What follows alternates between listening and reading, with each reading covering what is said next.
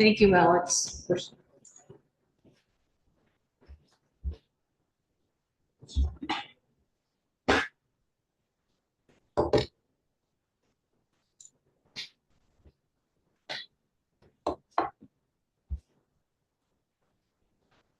Thank you all for joining us. We are opening the meeting for the Development Review Board. It is July 6th and it is 5 o'clock.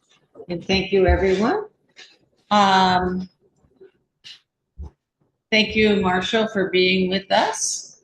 And I have no changes or additions to the agenda. Do we have public comments? Thank you. We have no. So do we have an approval of the minutes for June 15th? So moved.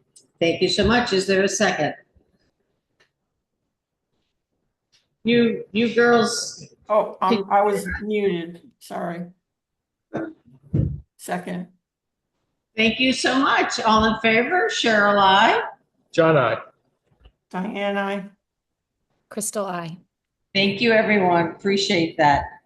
Well, I hope you're all happy to be here, and hopefully we won't be coming back anymore. So everyone come up and join us. We will open the continued hearing on the after the fact application 2025-138. Property address is 220. Thank you, Bob, for bringing your own chair. Yeah. Lake Raponda Road. And property owner are Nicholas and Heather Oldfield. The agent is Raymond Reed, and we have Bob Fisher here tonight as well. The proposal is an expansion of the single-family dwelling in the residential zoning district and in the shoreland protection area. The completed work replaced an existing front access ramp that extended into the right-of-way with a larger staircase, increased the overall footprint of the building and decks, increased the height of the structure and added basement laundry room. The expansion encroaches further into the building setback from the rear property boundary, increasing the degree of the pre-existing nonconformity. The applicant is requesting an after-the-fact dimensional waiver from the setback requirements. The applicable code sections are Article 2, Section 221, 222, 223, 224, 226, 227, 231, 232, 271 and 272, Article 4, Section 430, 431C, 2, 432, 440, 440, and 450C. Article 7, Section 705, 706B, D, E, F, 709, 710, 720, 721, 722, A, B, C, D, G, H, K. And in Article X, definitions for shoreland, non-conforming structure, non-conforming lot, non-conforming use, and non-conforming definitions. And thank you so much for being here. Thank you, everyone. And Marshall, thank you so much for joining us at the site visit. And I really appreciate the fact that we now have your dimensions. And I'm going to turn it over to John, but we're going to need you to just tell us about those dimensions and how you measured it all. We have to swear in. I'm sorry? Swear in. Oh, I'm sorry. I need to swear you in. Thank you, John. Would you please raise your right hand? Do you swear the testimony you provide is the whole truth and nothing but the truth? To the best of my knowledge.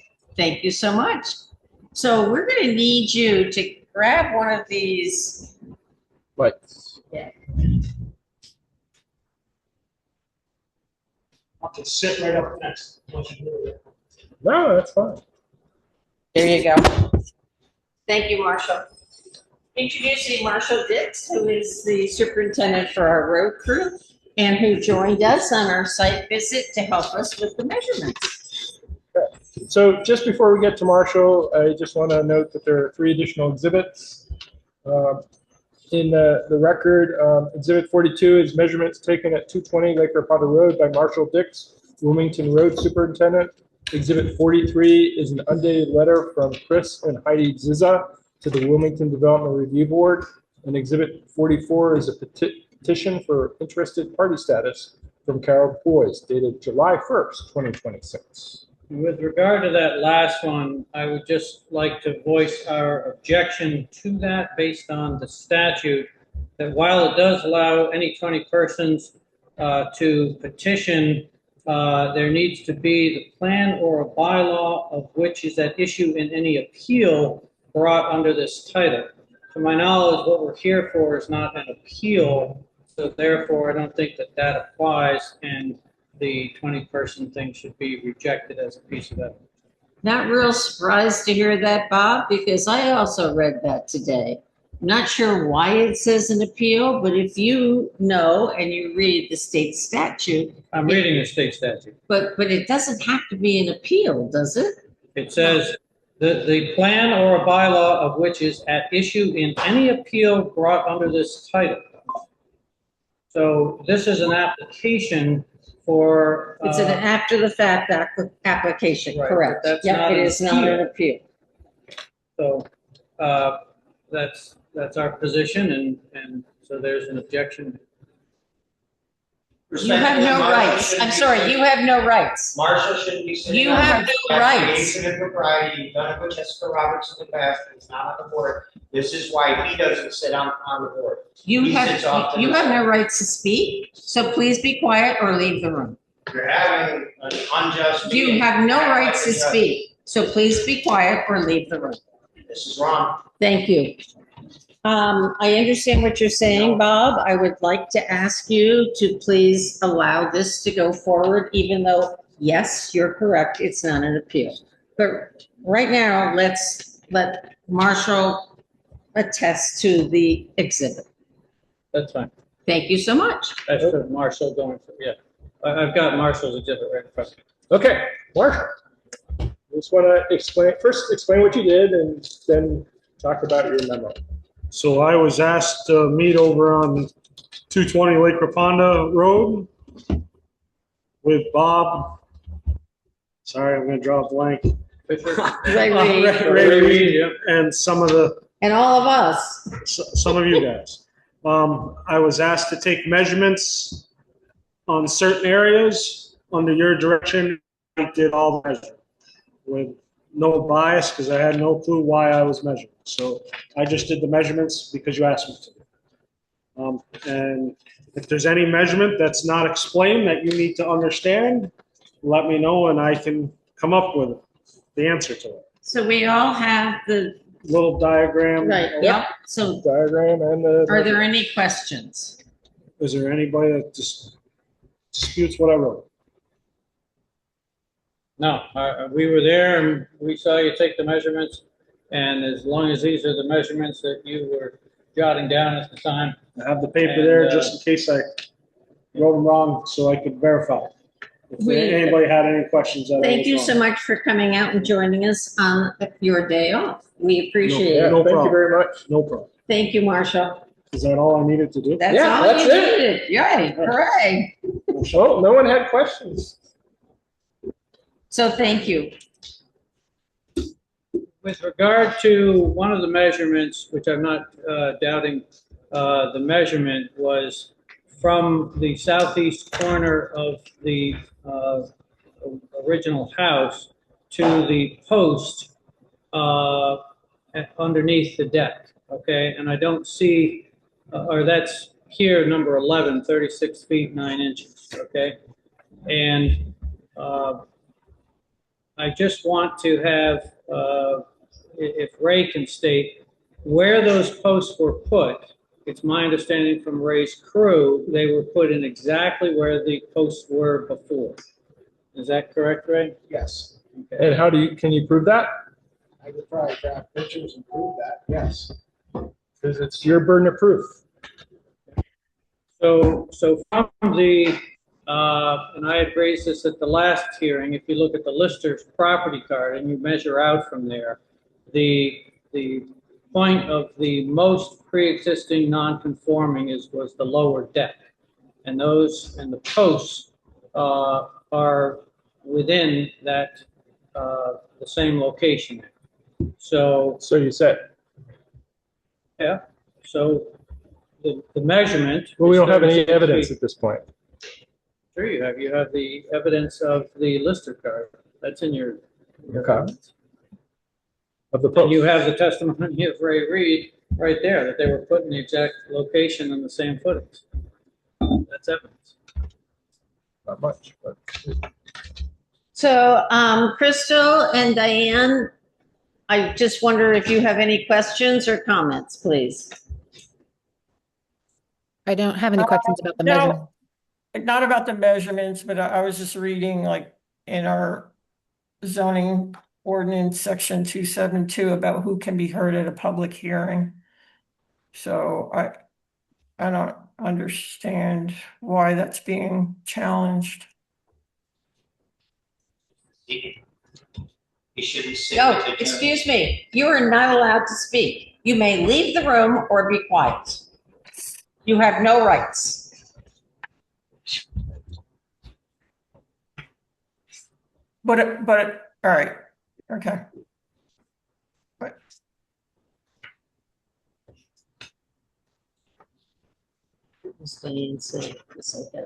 Set aside.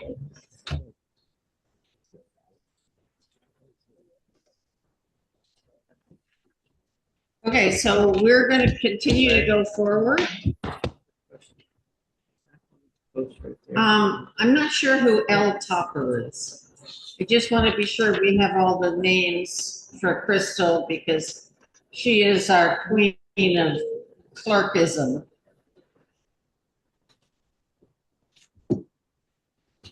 Yes, L. Topper is a neighbor.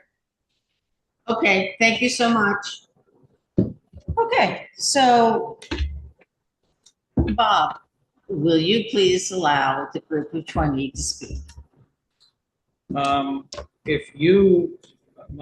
If so long as you note my standing objection, as this is being recorded, I'll let you make that determination, and then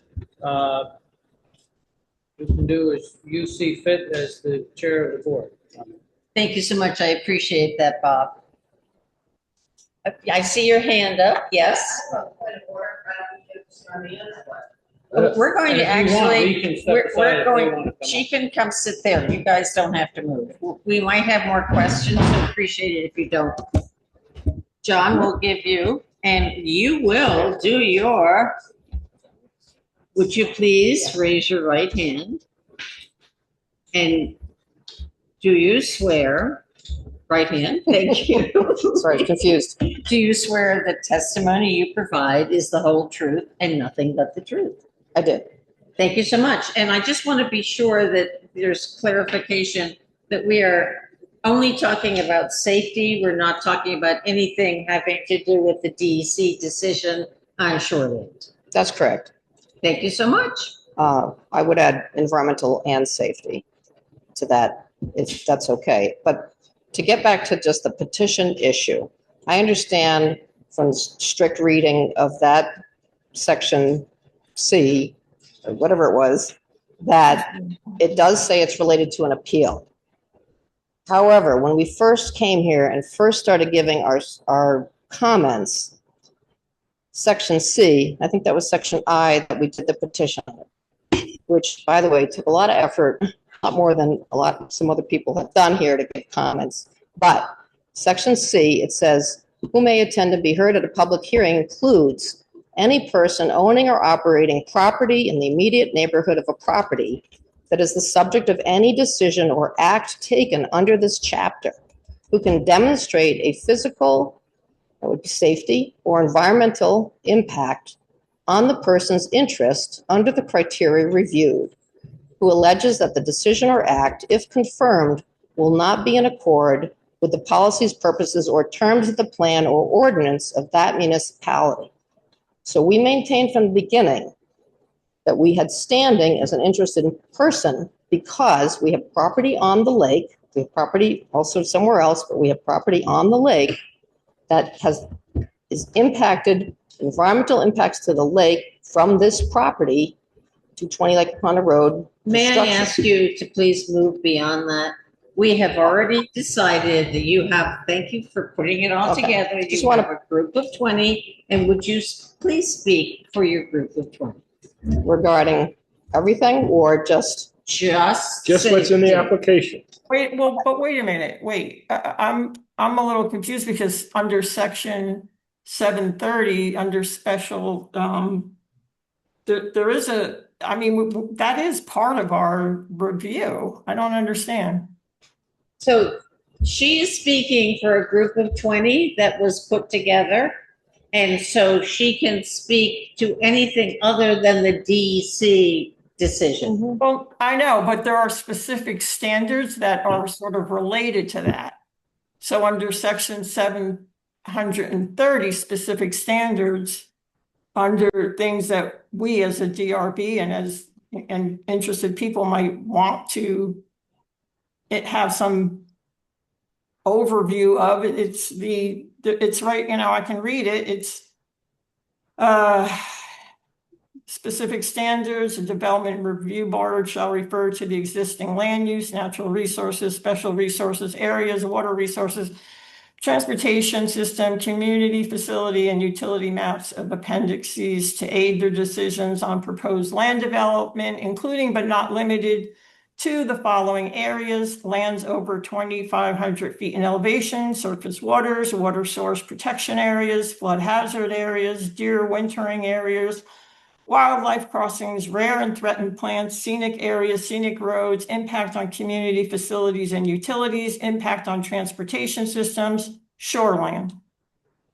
So I would argue that we should be open to hearing what those concerns are from the interested group on any of those topics that are related. Well, I don't want to conflate the two issues. Diane, we just need to give them the chance to speak. And this is the time. Thank you. Right, but that's all I'm saying. I don't want to just limit it to discussing safety.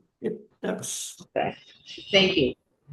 The reason I brought that up is that, as I understand, Bob wanted it stated for the record that they, objected, right, to the petition. I just don't want in future discussions, reviews, appeals I want to be clear that I feel that we have standing in both situations, but particularly under section 272C, but let's just move on. But please express. Okay, so the applicant submitted March 14, 2025, an application well after the initial December 2024 permit, which was only for reconstruction or repairs to the existing foundation. The application at that time stated this application is for the enlargement of existing non-conforming structures beyond the footprint of the pre-existing dwelling. The aspects of the project subject to review under this application consist of expansion of enclosed front porch, replacement of access, blah, blah, blah. Each of these features constitutes an existing nonconformity which encroaches on the minimum setback requirements from the property boundaries. So one of the points we wanted to make is that I would say that the 2024 permit for foundation repair was a way to demolish the foundation, knowing that the structure was going to fall and bypass the permit process. The footprint exceedances, although the new house, main part of the new house, may sit on the formerly existing foundation footprint. Several areas of the new house extend over this area, technically increasing the overall area of the former house. I'll let the DRB discuss and determine the actual increased size, but clearly, from the untrained eye, the house covers a much larger area, in particular the entire roof area, including the mudroom and roof overhang over the house, is much more extensive than the former house. This can result in environmental impacts due to the increased impervious area. In the town's local ordinance, the section 730I, which I think Diane alluded to, it discusses impacts to natural resources and features. We're primarily concerned with impacts to the adjacent Lake Raponda, which will be directly impacted by additional runoff from increased impervious areas such as larger and more steeply sloped roof overall area, additional stairways, and additional decking outside the original footprint. The boathouse also has the accessory storage structure listed in their property card. We strongly urge the DRB to consider requiring the boathouse to be torn down and not replaced in accordance with the Shoreline Protection Act. Separate issue, understood. But this structure, which has not been used in years, is in poor shape, is mostly over water, is not a storage structure except for a very small boat. It has a roof, which is adding to the impervious area of the property and could be used as compensation for the heightened structure and increased runoff from the steeper pitch of the house's roof and the increased roof area. So in I other just, I just going to interrupt, that Sure. the boathouse is not a part of the application. I understand that. So I don't know we- what, we would I don't know what prefer leeway you to have. Speak to things that are a part of the Okay, application. I don't know what We leeway you have. appreciate Right. that the applicant has allowed you to speak, so we would appreciate if you would keep it to the relevant part. Sure. Thank you so much. The road extension encroachment. There's a photo in the February 2026 application materials on page 20 of 51 pages that was taken by the zoning administrator at the time, Jessica Roberts. It clearly shows the former house with a very limited area on Lakeside, the west side of Lake Raponda Road, that did not allow for a car, truck to be parked entirely off the roadway. It appears that a different, larger retaining wall stones were placed in that area and now has gravel placed over it so that a truck or car is almost entirely off the roadway. That represents an encroachment toward the lake of more impervious surfaces.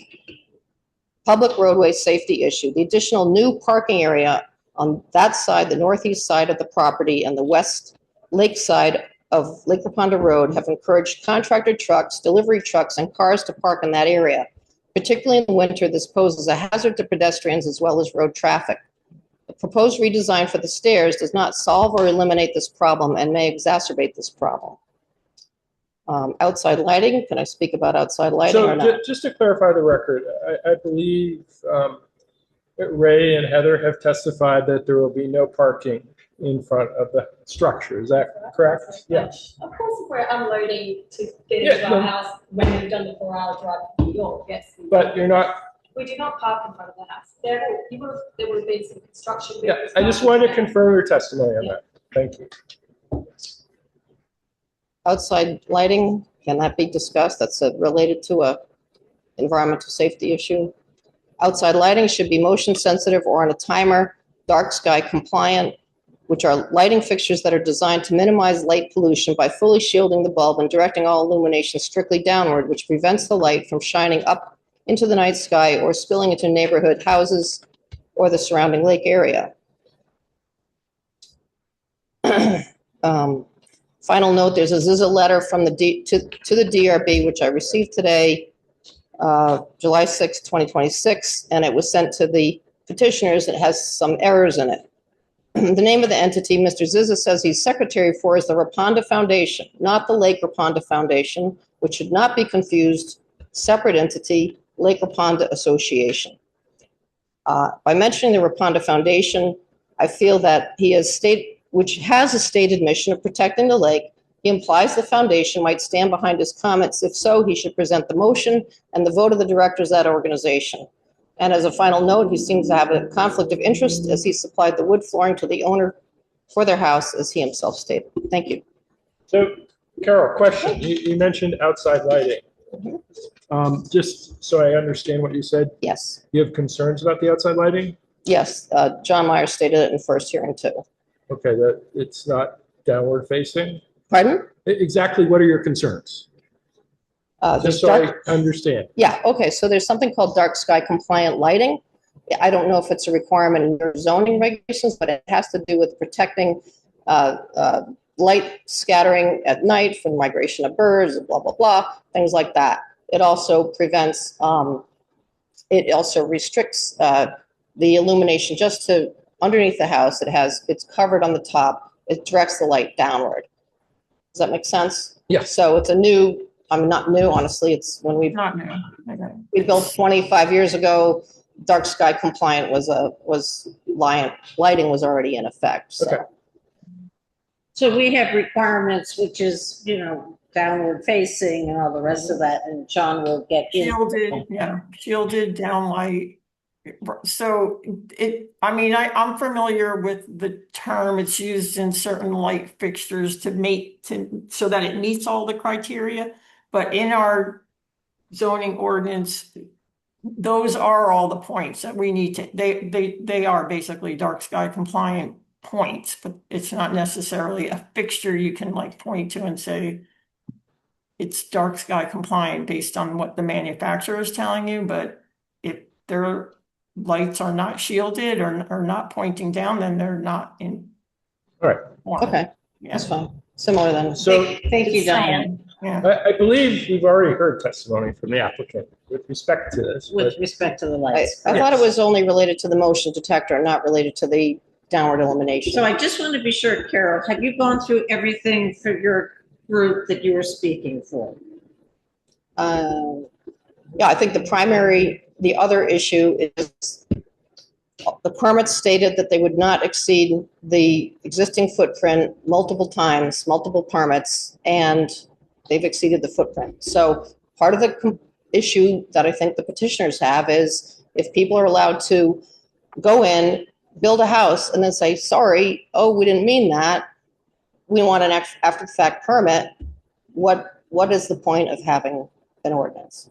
And that's the concern. We appreciate that, Carol. I'm Thank sure. you, and thank you so much for putting your group together.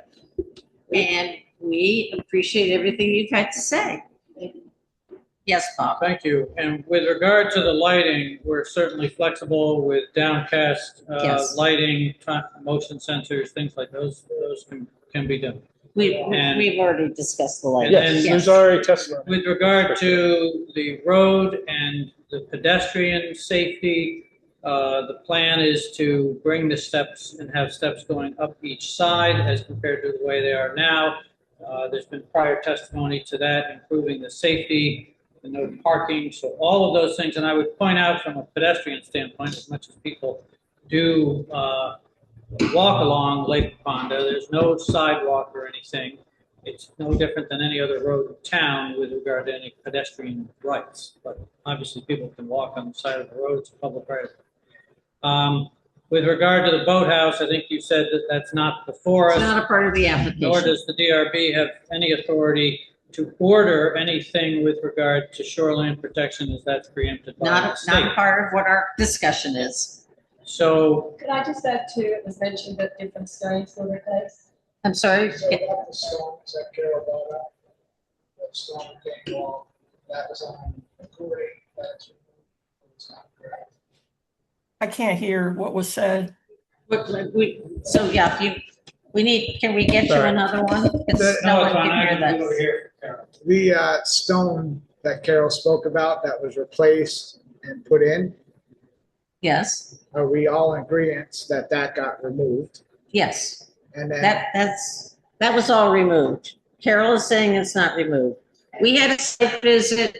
Thank you so much, Marshall, for coming out for our site visit. Fortunately, it was not raining, but we do not have any more questions about that stuff.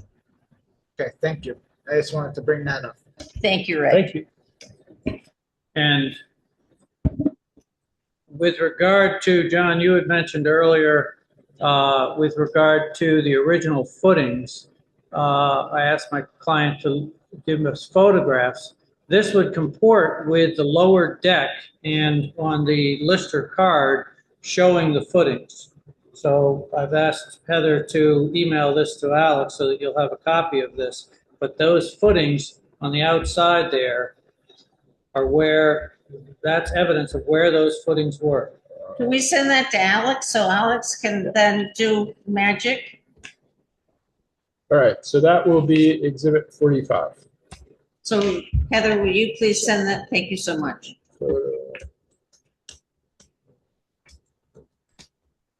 I don't want to ignore all of you over there, so if you need me, just give me a holler.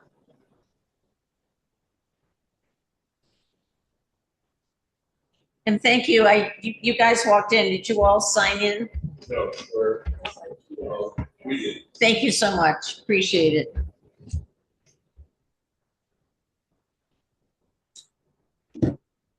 Any more questions? Diane, do you have any questions for the applicants? No. Thank you. Crystal, do you have any questions for the applicants? I do not. Thank you so much. We good to close? Yes. Thank you also, excuse me, Alex. May I ask a clarifying question about the photo that I just received? So what are the footings that you're saying? Showing that the footings are at the end of the deck. Footings are at the end of Yes, end of not this deck, right? 7. So that's 36 feet. Okay, so- I'll follow up on that. So this deck, which extended 8 feet from the building, Correct. it's showing that the posts are directly under that deck that extended 8 feet out. Yes. Compared to the current deck, which extends 12 feet out. It just can't. I see. Okay, so you're saying your testimony is that the posts are in the same. About that picture. He Yeah. says he- Actually, two photos that are being, Two photos. Okay. Just two photos? Okay, so. and my point is, with regard to these photos, when you look at Exhibit 5, which is the Lister card, it shows that is what the listers had is where that The lower footing. deck went to, okay? And these photos show that lower deck and the footings underneath it, okay? Okay, So if the new footings for the new deck are in the same location, our argument is that that's not any further encroachment with regard to those posts. so we have two pictures. I just want to be sure, Alex, do you have those? I have Because received we one. need, one picture, okay, because we need to be One sure that we all get that, and it is Exhibit 2000, 45. 45. I'm sorry, is there another photo coming? Oh, I'm hearing the posts are in the same location, but the deck extends It beyond. is it is from the lister's card, the location. Yeah. So, okay, so Alex, would you send that to the rest of the DRB, please? Yes. And it is Would you like me Exhibit to- 45? I can put them into a PDF and send the photos as a separate PDF. Thank you. But I haven't received the second photo yet, but once I do, I'll send that out. So thank you all so much for joining us again. And we are now going to close this hearing. So thank you and good night. Thank you. I have no new or old business. So we will close our meeting. Thank you again. So the DRB will now go into deliberation. Thank you all for coming in. So they're gonna go into deliberative session.